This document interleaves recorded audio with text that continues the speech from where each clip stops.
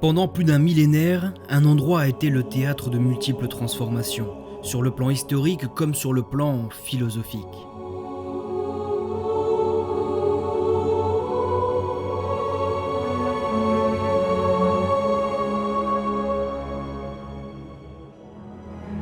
Un château qui contient en son sein quelque chose d'absolument unique en France.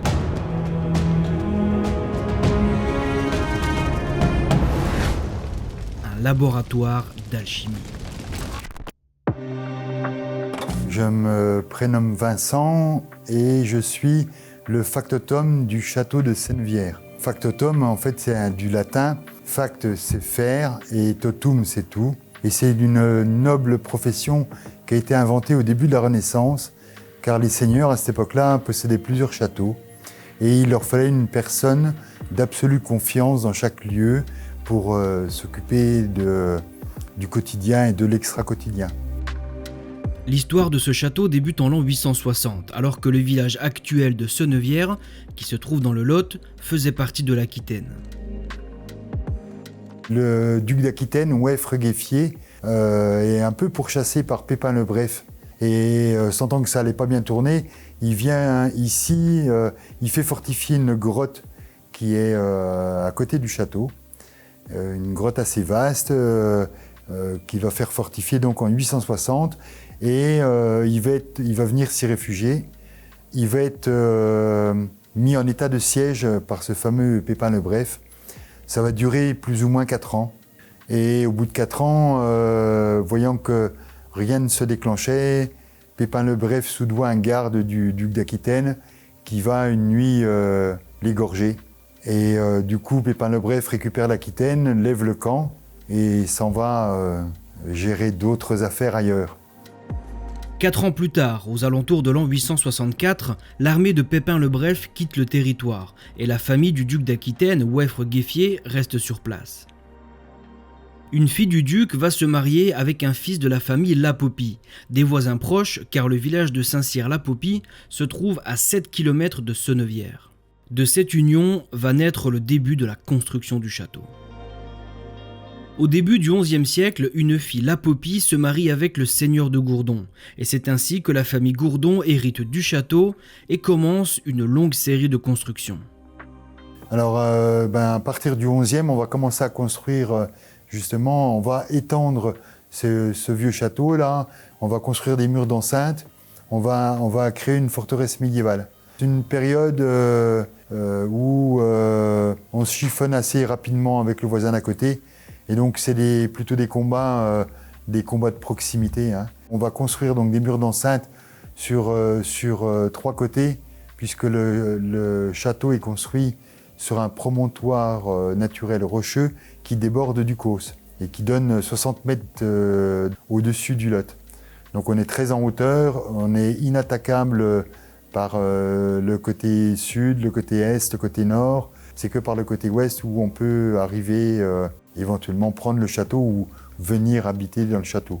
On est, pendant toute cette période-là, c'est pas un palais de résidence vraiment, c'est plutôt une garnison. On sait qu'on a à un moment entre 40 et 60 hommes qui habitent au château. Des hommes, des militaires en fait. Hein. En même temps, le château il sert de protection aux habitants des villages environnants. C'est ici qu'on va stocker les matières premières, le blé, des choses comme ça. Il a un rôle un peu comme aurait aujourd'hui une préfecture ou une mairie. La famille Gourdon va posséder le château jusqu'en 1616, au moment du décès d'Antoine de Gourdon, dernier homme de la lignée sans descendance. Cette famille, qui a possédé le château pendant à peu près 500 ans, a laissé bien plus que son nom dans l'histoire. Elle a laissé un cabinet d'alchimistes. La première question que je me suis posée, c'est: est-ce qu'on en connaît la date de construction ? Alors oui, on a une date précise, puisqu'elle est gravée sur la porte d'entrée de la tour, qui est clairement recollée au bâtiment Renaissance. Hein. C'est un rajout. Et cette date, c'est 1585. À la suite du décès d'Antoine de Gourdon en 1616, le château va changer plusieurs fois de main. C'est en 1793 qu'il est acheté par Louis Norissard, l'aïeul des actuels propriétaires. L'histoire du château ainsi que son laboratoire d'alchimie ont fait l'objet d'un livre écrit par Pierrick Houbard et Vincent Drouin, le factotum du château. Si vous voulez en savoir plus, vous trouverez le lien dans la description. Marc de Braquillange, moi je suis un des 3 propriétaires du château de Sennevières. Nous sommes 3 frères à avoir hérité de cette maison de famille qui est dans notre famille depuis 1793. Nous représentons la 7e génération dans cette famille, nos enfants et petits-enfants, la 8e et la 9e génération. J'espère que ça ne s'arrêtera pas de sitôt. Ici, nous sommes dans la salle d'alchimie, dans la partie la plus récente du château. C'est une partie qui a été construite par Antoine de Gourdon en 1585, suite au voyage qu'avait fait son père Flottard pendant les guerres d'Italie. Et donc, il a reconstruit, transformé sa maison qui était plutôt du Moyen-Âge, avec des constructions assez austères, en un palais Renaissance. Et dans ce palais Renaissance, il a voulu transformer à la fois la partie architecturale et ici l'installation d'une salle d'alchimie.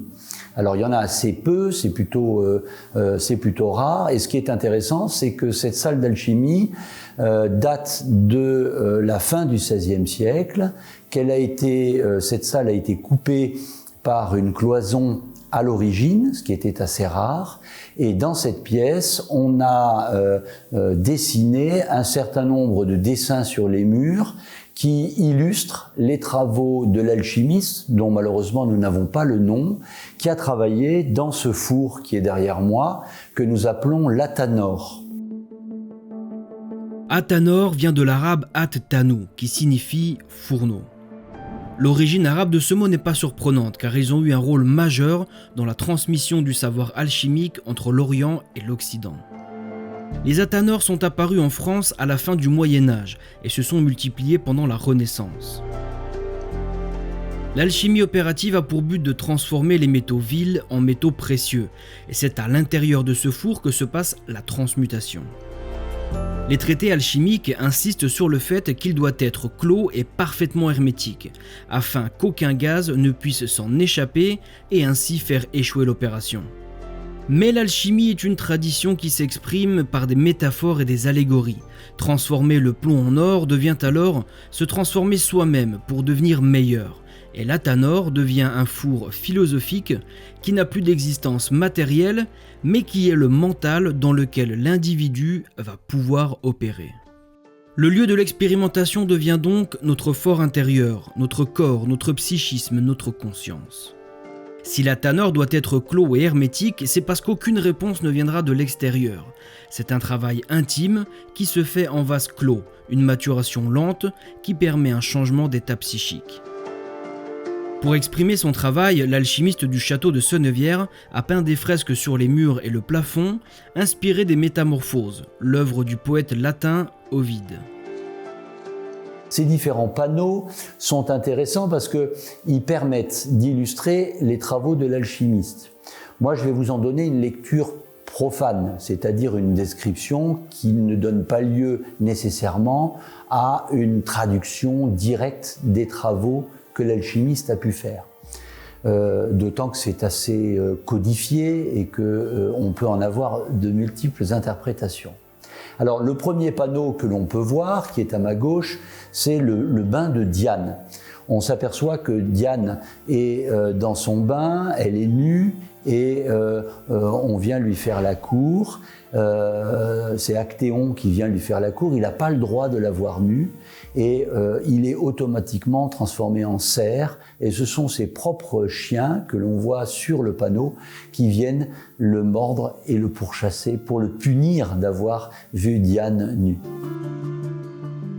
Le deuxième panneau qui est intéressant, juste à côté, c'est Orphée qui descend aux enfers. On voit Orphée qui joue du violon pour tenter de calmer Satan, qui est en train d'emmener dans ses bras une jeune femme dans les flammes de l'enfer. Et Orphée a des lauriers dans ses cheveux, il est en train de calmer Saletan pour essayer de pouvoir récupérer la femme qu'il aime. Alors, troisième panneau de cette salle d'alchimie du XVIe siècle, ce sont les 3 sœurs de Phaéton qui sont transformées en peupliers. C'est une scène qui symbolise la transfiguration, qui est une étape importante dans le cheminement des alchimistes. Et on voit les 3 sœurs qui ont les bras levés, qui se transforment en branches. Vous avez également sur ce panneau un indice intéressant avec un cygne qui mange un poisson noir, qui indique bien que nous sommes dans une salle d'alchimie. Juste en dessous de ce panneau, vous avez Hercule et Atlas qui portent le monde, qui sont un des 2 travaux d'Hercule qui sont représentés dans cette pièce. Vous le savez bien sûr, il y a eu 12 travaux. Donc là, nous avons Hercule et Atlas qui portent le monde. Et juste à côté, vous avez Hercule qui combat le taureau de l'île de Crète. Le taureau, symbolisé ici avec la puissance qui sort de ses naseaux, la fumée qui sort de ses naseaux, qui symbolise la puissance terrible que peut avoir le mal, et Hercule qui symbolise le bien et qui combat ainsi cet animal surpuissant. On sait qu'il va le battre. Le 4e panneau représente le couronnement de Numa Pompilius, le 2e des 7 rois de la monarchie romaine. Ce panneau est très intéressant car il pourrait représenter l'apothéose. D'un point de vue alchimique, il pourrait s'agir de la réalisation du grand œuvre, c'est-à-dire trouver la pierre philosophale. Le fait de trouver cette scène dans un laboratoire pourrait signifier que l'alchimiste qui y a opéré a été au terme d'un long cheminement. Juste à côté, nous avons l'incendie de Troie. L'incendie de Troie, c'est plus facile, en même temps c'est marqué, qui est une des grandes scènes, donc l'incendie avec le symbole du feu. Juste à côté, nous avons Patrocle, qui est assis sous sa tente. Il vient d'apprendre la mort de son ami Achille, et on voit les armures d'Achille qui sont posées au sol. C'est Ulysse qui lui apporte les armures pour lui dire que son ami vient de décéder. Et vous le savez, c'est une des grandes étapes de la guerre de Troie. C'est le moment où Patrocle va relancer la guerre de Troie et va par la suite pouvoir la gagner. À côté de ce panneau, un panneau qui est intéressant, c'est Jason. Jason qui combat les taureaux surpuissants, là aussi symbole de la puissance du mal avec on le voit très bien sur le tableau, la fumée qui sort des naseaux, et dans la tribune officielle juste au-dessus, Sabelle qui vient pour pouvoir lui donner du courage et qui se trouve avec les personnalités qui sont juste à côté de lui. Le plus grand panneau, le panneau central de cette salle d'alchimie qui est intéressant parce qu'il est à multiples lectures. Ce panneau s'intitule « La chute de Phaéton ». C'est un thème qui était souvent reproduit dans les salles d'alchimie et qui était beaucoup utilisé pour montrer un petit peu les différents symboles que l'alchimiste pouvait rencontrer. On retrouve sur ce tableau en haut à gauche le roi Soleil qui est assis sur son trône, on le voit en majesté. À genoux devant lui, son fils vient lui demander la possibilité de conduire le char. Et dans la mythologie, il refuse à son fils Phaéton, qui n'était pas encore assez mature pour pouvoir prendre la conduite des affaires, prendre le char du soleil, et par orgueil, Phaéton prend quand même le char. Il commence à s'installer dans le char et il part. Et il est tout de suite sanctionné par les dieux.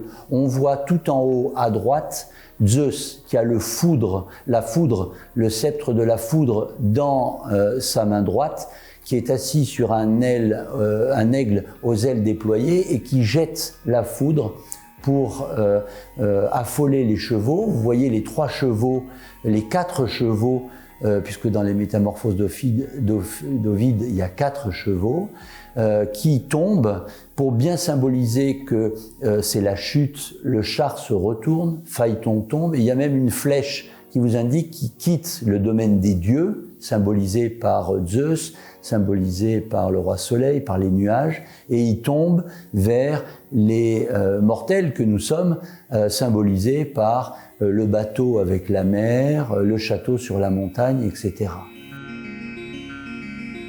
Alors on retrouve la description avec la symbolique alchimique très très forte des 3 chevaux, blanc, noir et rouge, qui tombent. Le 4e cheval est derrière, un petit peu caché. Et vous avez sur ce tableau les 4 éléments, le feu en haut à gauche, symbolisé par le roi Soleil.